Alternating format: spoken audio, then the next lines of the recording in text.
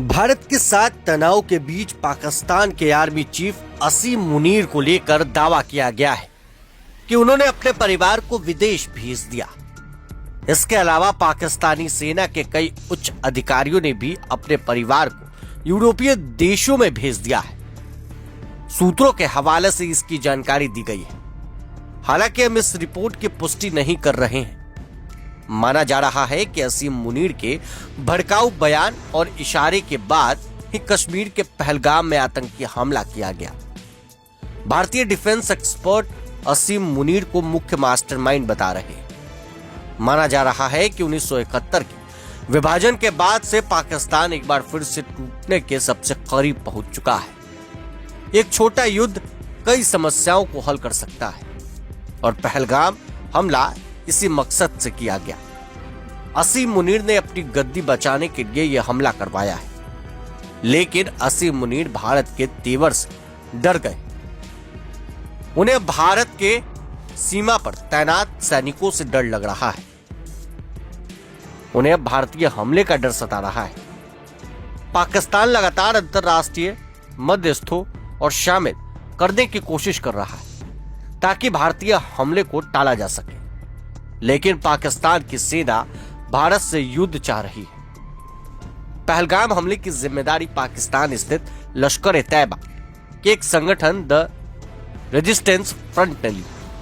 माना जा रहा है कि यह फ्रंट और एक शीर्ष कमांडर सैफुल्लाह कसूरी इस हमले का मास्टरमाइंड है। हालांकि उसने एक वीडियो जारी कर खुद पर लगे आरोपों को सीधे तौर पर नकार दिया।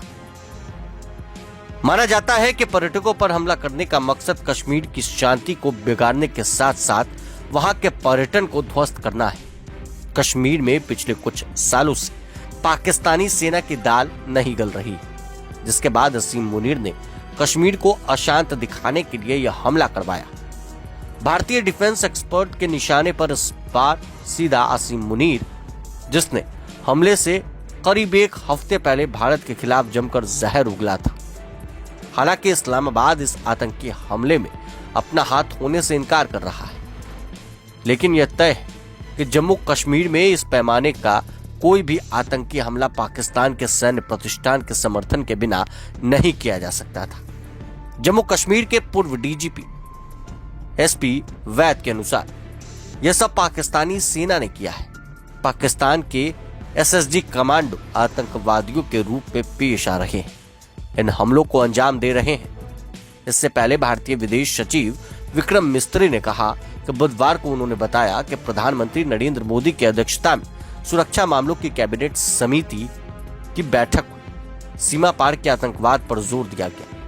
इस हमले में असीम मुनीर के उस भाषण का जिक्र किया गया जिसे उन्होंने पिछले दिनों दिया था, जिसमें उन्होंने कश्मीर को पाकिस्तान का जुगुलर वेन यानी गले की नस बताया था। इसके अलावा उन्होंने फिर से टू नेशन थ्योरी का जिक्र किया। जनरल मुनीर ने 16 अप्रैल को कहा था, हमारे पूर्वजों का मानना था कि हम जीवन के हर पहलू में हिंदुओं से अलग हैं। हमारा धर्म अलग है, हमारे रीति रिवाज अलग है। यही दो राष्ट्र सिद्धांत की नींव थी। अब देखने वाली बात है इन एक्शन के बीच पाकिस्तान का अगला रुख क्या होने वाला है। बने रहे, तब तक के लिए शुक्रिया। प्रभातखबर.com, विश्वास वही, रफ्तार नहीं।